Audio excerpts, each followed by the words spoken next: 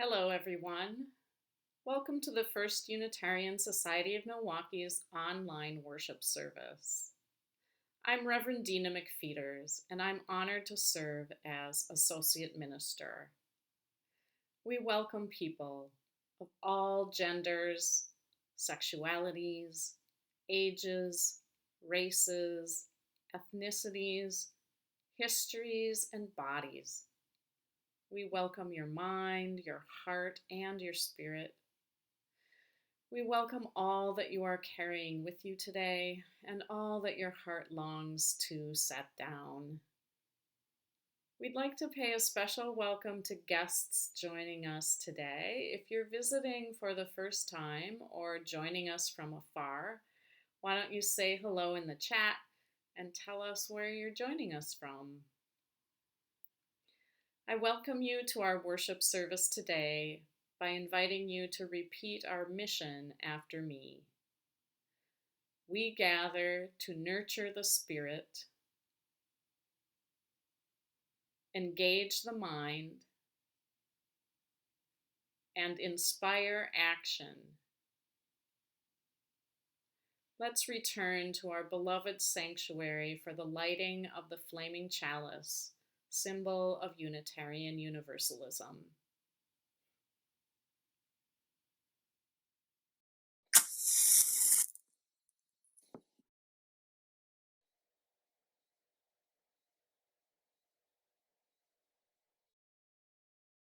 In-person coffee hour. Oh, how I've missed you. And how I long to return to your warm, albeit socially awkward embrace. All of us standing there in the common room, shyly at first, wondering if that person whose name we don't quite remember recognizes us. Or maybe remnants of the sermon float through our thoughts, and we're figuring out if we want to share any of the emotion that got caught in our throat during the service. One of my favorite coffee hour moments happened sometime in the fall of 2019. I had just returned to classroom teaching after a 6-year hiatus. I was super rusty as a teacher. My classroom management skills were not where they should have been, and a lot had changed for kids during those 6 years. I found myself talking with another educator, someone I only really know from coffee hour, about what a struggle my job was. To put it bluntly, complaint after complaint spilled out of my mouth. I complained about parental expectations, about how many elementary school students were now medicated for anxiety and depression, more than I'd ever seen, about how I didn't know how to differentiate instruction to meet all those needs, and how the job was just impossible. I can hear the stress in my voice even now. And I can see the gentleness in his eyes as he affirmed my concerns. Yes, he said, teaching was more difficult. Life seemed more stressful for all the adults he knew, and that had likely filtered down to kids. I breathed a little easier. Someone understood my stress, and this was before the pandemic. He tilted his head slightly and said, "The way I try to deal with all of this is to focus on managing my own anxiety." He went on to tell me about how he and his family shifted things around at home so he could wake up extra early and exercise in the morning. Creating space for physical exercise helped him build his capacity to absorb the challenges that were part of the school day. We may have also jokingly referred to our coffee mugs and laughed about the possibility of reducing caffeine intake. It was a short conversation and an empathic one, not a chastisement in any way. His ability to share his truth shone a light for me, giving me another way of looking at my responsibility to myself and my vocation. A responsibility that went beyond just thinking things were impossible and feeling the dull roar of unhappiness or resentment permeating my time in the classroom each day. I didn't see him again in person until our first outdoor service at Caddish Park in October 2021, about 2 years later. I was able to tell him how grateful I was for his insight. It took a while for me to incorporate his example, but by fall 2021, I had just finished my first half marathon in over a decade. My husband was incredible, and had shifted his routine to get our daughters ready for the day and allow me the chance to exercise regularly in the morning before work. And I had made some other changes to reduce stress. Now I mostly love my time in the classroom, and I feel able to meet the needs that felt impossible before. I don't think I would be able to do this without that coffee hour moment in 2019. I doubted if my listener even remembered our conversation. Surprisingly, he did. He wondered how I had taken that message and if he had offended me in any way. Not at all. Like the other people in our church, he helped me come back into alignment with my values. I do miss coffee hour, but certainly the caffeine boost and the clattering of cups and saucers is not what I miss the most. It's not the coffee at all. It's you. I miss you, First Church, and I need you. I need you to help me recognize the self I want to be.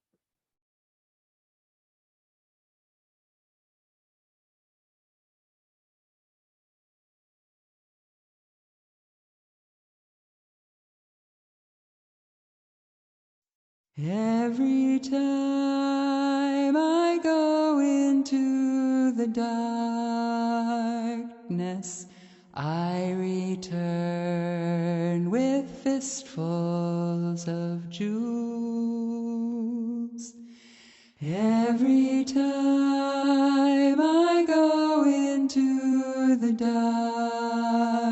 darkness, I return with fistfuls of jewels. Every time I go into the depths all around me, I return stars with their brilliance above. Every time I go into the depths all around me, I return stars with their brilliance above. Every time I go into the depths all around me, I return stars with their brilliance above. Every time I go into the depths all around me, I return stars with their brilliance above. Every time I go into the depths all around me, I return stars with their brilliance above. Every time I go into the depths all around me, I return stars with their brilliance above. Every time I go into the depths all around me, I return stars with their brilliance above. Every time I go into the depths all around me, I return stars with their brilliance above.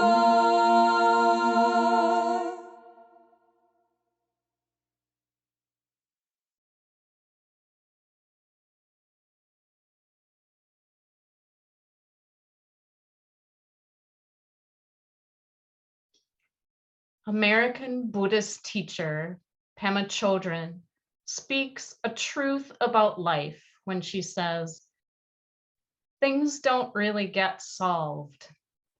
They come together and they fall apart. Then they come together again and they fall apart again. It's just like that. My question for us today is, how do we hold one another together in community when the essential nature of life is that things fall apart despite our best intentions. I believe that holding one another together means that sometimes we need to let each other fall apart. I wonder, when have you fallen apart and experienced a community that held you by holding space for your disintegration? The art of holding space requires living with intention. Heather Platt wrote, "What does it mean to hold space for someone else? It means that we are willing to walk alongside another person in whatever journey they're on, without judging them, making them feel inadequate, trying to fix them, or trying to impact the outcome. When we hold space for other people, we open our hearts, offer unconditional love, and let go of judgment and control." Platt first experienced the art of holding space when her mother was dying and her family received exceptional care from a gifted palliative care nurse. Platt later reflected on lessons learned from that experience and named 8 ways that people can hold space for one another. Before I share her list, I invite you to think of a time when you were going through a difficult life transition, a personal or family crisis, or a deeply challenging dilemma. Maybe that time is now, maybe it is in the past. Choose one of those times and bring it to mind if you wish. When I share Platt's 8 ways to hold space, I invite you to reflect on whether anyone in your life was able to offer you one or more of these things. Give people permission to trust their own intuition and wisdom. Give people only as much information as they can handle. Don't take their power away. People need the autonomy to make their own choices. Keep your own ego out of it. Make them feel safe enough to fail. When we withhold judgment and shame, people can reach inside themselves to find courage, to take risks, and to find resilience to keep going. Offer help gently, with humility and thoughtfulness. Create a container for complex emotions. Allow people to make different decisions and to have different experiences than you would.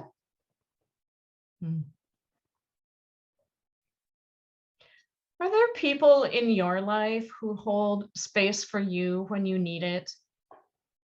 I hope so. I also hope that you are part of a community that holds space for one another, because communities can support us in being the kind of people we aspire to be. Our worship associate today, Marisa, stated this truth clearly when she said during our worship associate retreat, "Living with intention is not just a solo pursuit. We need community to help us come back into alignment with our values." I wonder if we could apply Heather Platt's 8 recommendations to set our own intention as a community of First Church. It is challenging to stay connected and to set intentions together when we have been physically separated during this long pandemic. But as we prepare to return to in-person, indoor, large group gatherings in our church building, such as worship, religious education, and social hour, we might want to set some intentions for how we want to reunite and be together as community. Our reunion will be joyful, exciting, emotional, awkward, and filled with unnamed expectations. It will be both weird and normal to be in person again. It will be the same, but different. As we feel safe with each other, the grief and trauma that we've been carrying for 2 years will surface. It will surface at different times and in different ways for different people. But we will all be carrying grief and trauma. Members, guests, staff, and ministers. We will all be carrying it. What intentions do we want to set as a community so that we can hold space for one another? How will we meet the moment? I hate to break it to you, but when we become a three-dimensional community again, we will still be in a liminal time. I know, I'm sorry, but it's true. Your ministers have talked about liminal time throughout the pandemic, but let's remind ourselves again. Church consultant Susan Beaumont writes, the words liminal and liminality are both derived from the Latin limen, meaning a threshold. Liminality refers to a quality of ambiguity or disorientation that occurs during transition, when a person or group of people is in between something that has ended and something else that is not yet ready to begin. During liminal seasons, we stand on both sides of a threshold. We have one foot rooted in something that is not yet over, whereas the other foot is planted in a thing not yet defined, something not yet ready to begin. Beaumont draws on Jewish and Christian stories to remind us that our religious heritage is full of stories about liminal experiences. She wrote, our scriptures tell stories of characters who wander in and out of liminal times and spaces. Adam and Eve's fall from grace in the Garden of Eden sets up the biblical story as one large liminal experience. Humankind leaves the garden and begins an ongoing journey toward redemption and salvation. Noah endures the flood. All of humanity, except for his family, is left behind. He enters a liminal season played out within the confines of an ark, followed by a reorientation to new life atop Mount Ararat. Ruth gives up her identity as a Moabite. Attaching herself to Naomi, Ruth moves to Judah, leaving her family of origin behind. After a prolonged period of wandering and not belonging, Ruth meets and marries Boaz. She eventually becomes the great-grandmother of King David and provides an important link in the lineage of Jesus. Joseph is thrown into a pit, signifying an end to his smug identity as the favored son.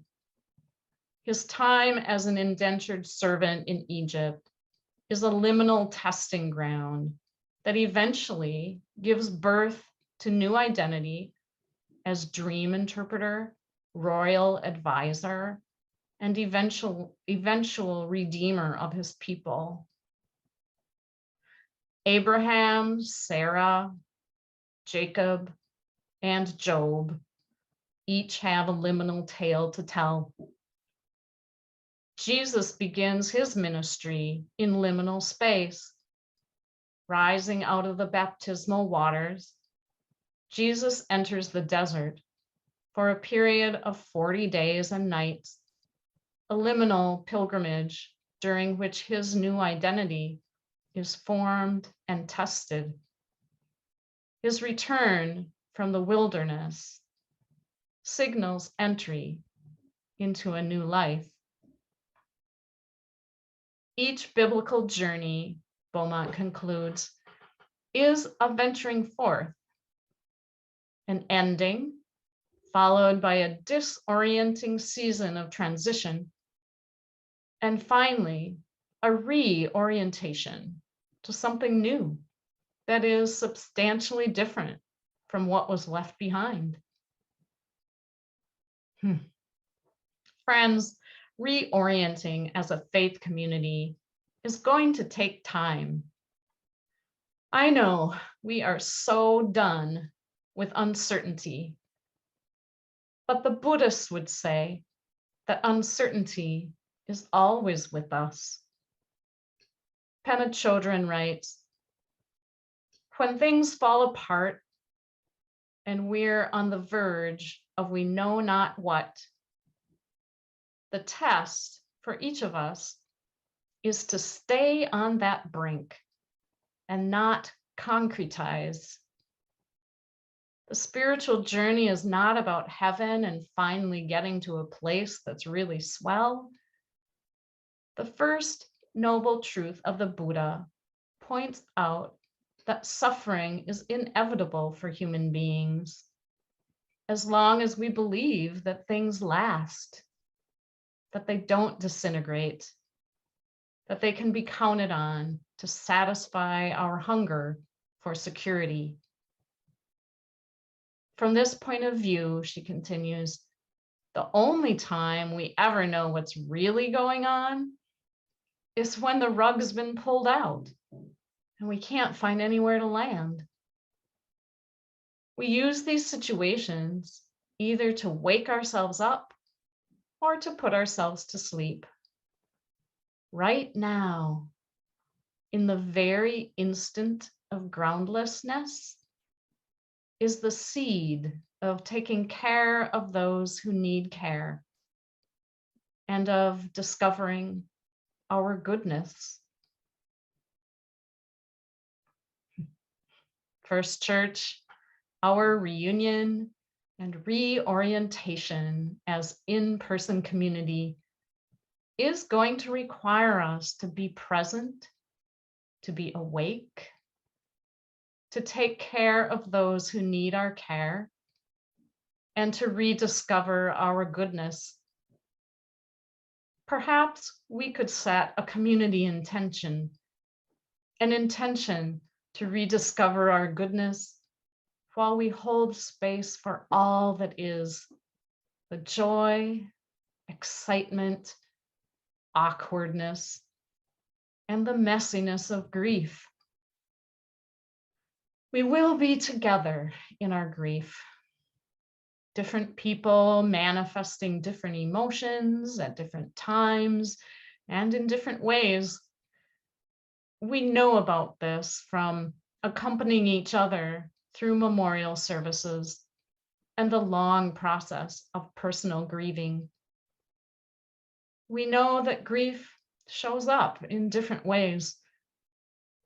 Grieving people can be weepy, short-tempered, numb, anxious, or in a brain fog. They can be angry or relieved. They can be urgent about making decisions or want to avoid decisions indefinitely. Grief can bring out the best and the worst in family systems. Tremendous loss presents us with a choice. There is an opportunity to show up for each other in profoundly kind ways. When we are broken open, this comes forth.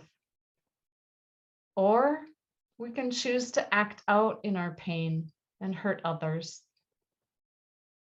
Community trauma, like a pandemic, invites us to name what we have lost, to grieve what has died. Community trauma invites us to witness what has fallen apart, to witness each other, and set our intention for how we want to be together and how we want to build something new. Community trauma can bring out the best and the worst in us. How will we hold space for that? Children says, letting there be room for not knowing is the most important thing of all. There is much we know, friends, but also much we don't know. What is church without squishing close together in the pews? What is church without singing hymns together? What is coffee hour without coffee? Children says, it is all the path, what we know and what we don't know. And the path has one very distinct characteristic. It is not prefabricated. It doesn't already exist. The path that we're talking about is the moment by moment evolution of our experience, the moment by moment evolution of the world of phenomena, the moment by moment evolution of our thoughts and our emotions. The path is uncharted. When we realize that the path is the goal, there's a sense of workability. Everything that occurs in our confused mind, we can regard as the path. Everything is workable. So, when we at First Church find our way into reunion, reorientation, and building a future together as an in-person community, we will make mistakes. We will be confused. We will be imperfect. Our staff will be working hard, trying various experiments with multi-platform ministry, audio systems, video systems, computers. Our staff will be working hard on this so that those who are at home or far away can continue to participate in church at the same time as those who are in person. Our staff, ministers, and lay leaders will be trying new things, making mistakes, learning, and trying again. We will need each other's patience and goodwill. We will need to, as Heather Plett said, keep our ego out of it. We will need to make each other feel safe enough to try these risks and try more risks and find our resilience again. We will need to remember from Pema Chodron that everything is workable, even the hard stuff. We, all of us, will not be at our best sometimes. And that is why we'll need to hold space for one another. And with a gentleness in our eyes, a slight tilt of our head, we can offer something: attentive listening, compassion, an open-ended question, a humble offer of what has worked for us, delivered with humility and thoughtfulness. In this way, we'll help each other become the people we want to be, and we'll help each other align ourselves with our deepest values.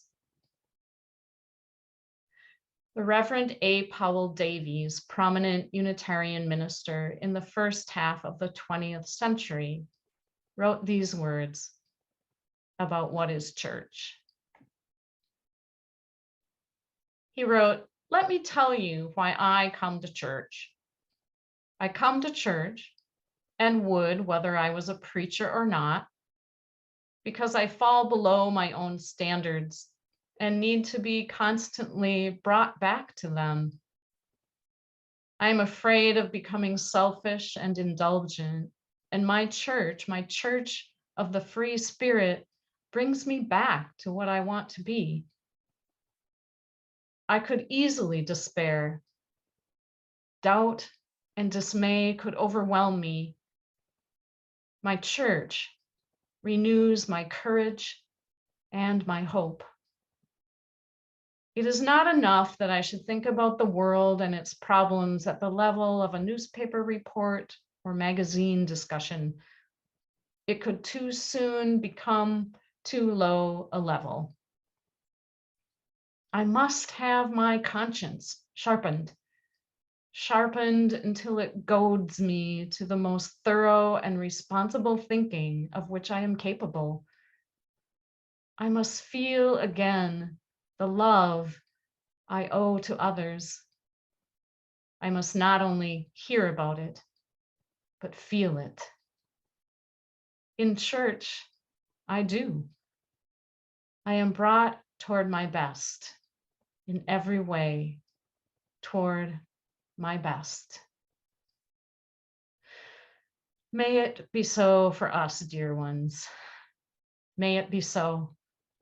See you in church.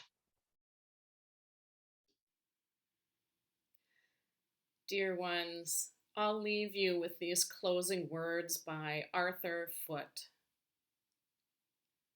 May peace dwell within our hearts and understanding in our minds. May courage steel our wills and love of truth forever guide us. May it be so.